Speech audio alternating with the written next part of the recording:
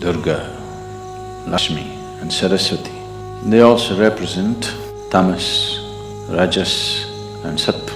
Sattva will touch you. Saraswati never happened. That means you are in the cycle, you're in the trap of life and death. If you are aware enough, little supports that nature offers is good to make use of.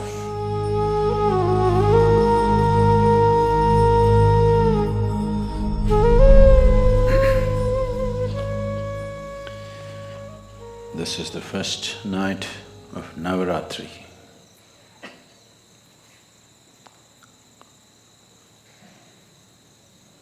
And this night, and this day, the coming day after this,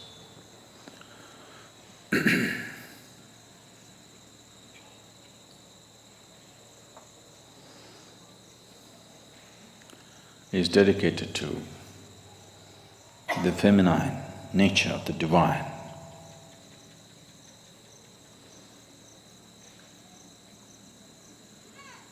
Durga, Laxmi and Saraswati are used as the symbols of these three dimensions of the feminine. They also represent the three basic qualities of existence: tamas, rajas and sattva. Tamas literally means inertia. Rajas means activity, passion. Sattva, in a way, is breaking of boundaries, dissolution, melting and merging. Among the three celestial objects to which the very making of our bodies are very deeply connected, the earth, the sun and the moon. Mother Earth is considered tamas. The sun is rajas, moon is sattva.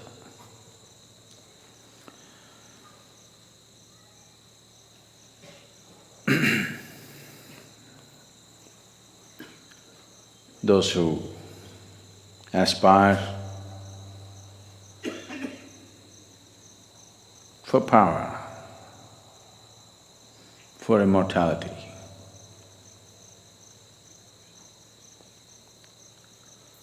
for strength,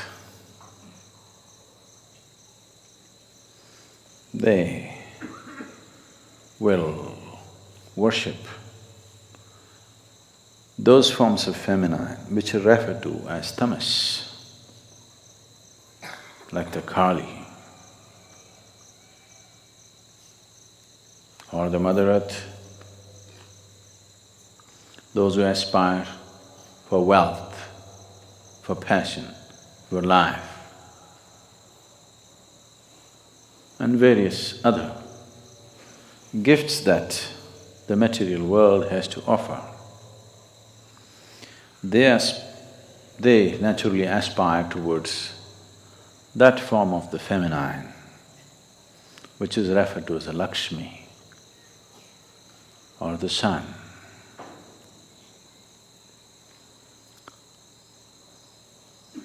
Those who aspire for knowledge, knowing, transcendence,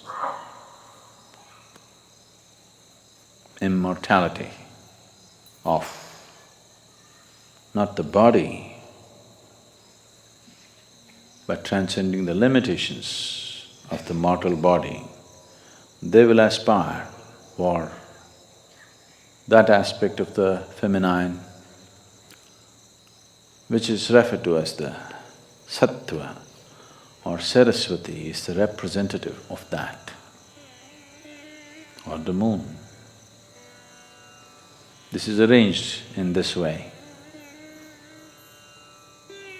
because it's after all from the earth that we arise. and we could live an active life, which is rajas, the second nature of the Devi. The third one may come your way or may not. If you have to bring her down into you, you have to strive, otherwise she will not get down to you. Kali is on the ground, Laxmi is sitting on a flower, Saraswati is riding a peacock. The Linga Bhairavi has been consecrated with 3 basic chakras. This man has all the 7, she has only 3 chakras to represent these 3 dimensions of tamas, rajas and sattva. Tamas is the nature of the earth, and she's the one who gives birth. The whole the gestation period that we spend in the womb, our womb time, is tamas. It's like a state which is almost like hibernation, but it's growing.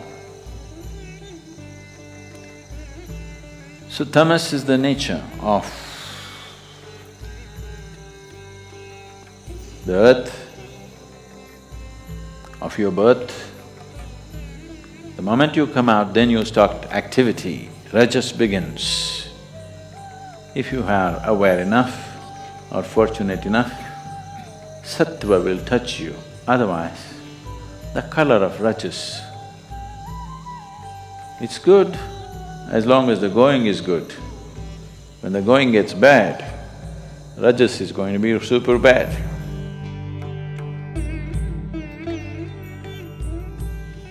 So what was absolute inertia now has become a dynamic rajas.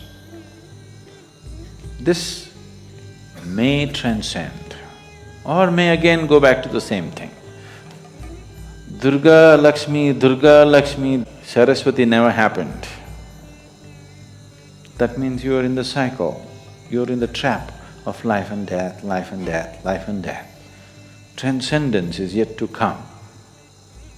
So these two will anyway happen. What is in a state of inertia will get into a state of rajas and activity, and again fall back and become inertia for a certain period of time, and again get back into activity. This is happening to you as an individual, this is happening to the planet, this is happening to the galaxy, this is happening to the whole cosmos. It goes into a state of inertia and then becomes dynamic and again goes into a state of inertia. But the important thing is, this one has the capability to break the cycle and transcend. So these 3 dimensions of the Devi are enshrined in the form of Bhairavi or Linga Bhairavi. You must be able to draw these 3 dimensions of existence and sustenance for yourself, because you need all these 3. The first 2 are needed for your survival and well-being. The third is an aspiration to go beyond. So Navaratri starts off with this not only fabulous symbolism, it is also energy-wise true every month. It is not just once in a year. Every month after Amavasya, the first 3 days are like this. Amavasya is a state of inertia where the 5 elements are going through a certain integration within themselves. The next day is in a placid inertia state, then it gets active, then there is room for transcendence. The moon begins to appear. This is why the 3rd day's moon is held as very important, you know, Munrampure. The 3rd day's moon is held as very important because the possibility of transcendence has opened up. What was in a state of inertia and then in a state of activity and entanglement now has opened the possibility of transcendence. Every month it is happening.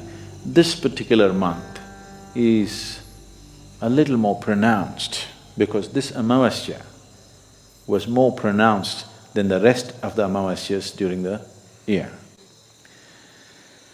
So, these 9 days, above all, to approach every aspect of life in a celebratory way, this is most important.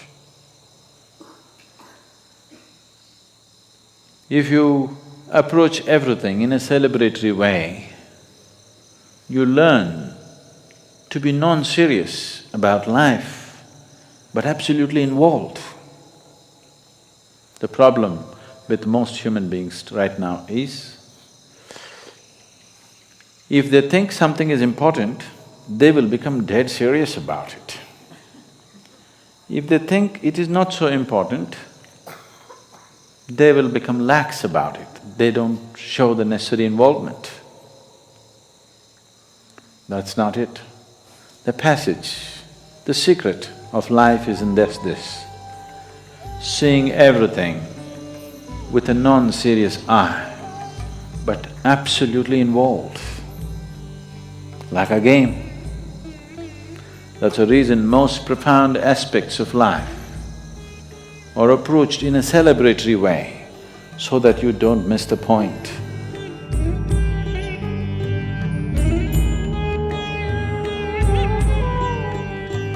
So, this Navaratri,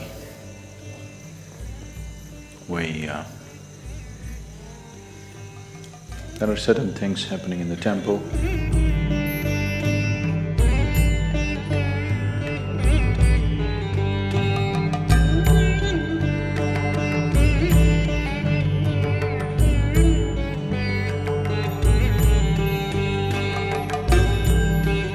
Making use of little supports that nature offers is good to make use of. Going on your own steam is not impossible. Not many people made it, that's all. So, make use of these 9 days.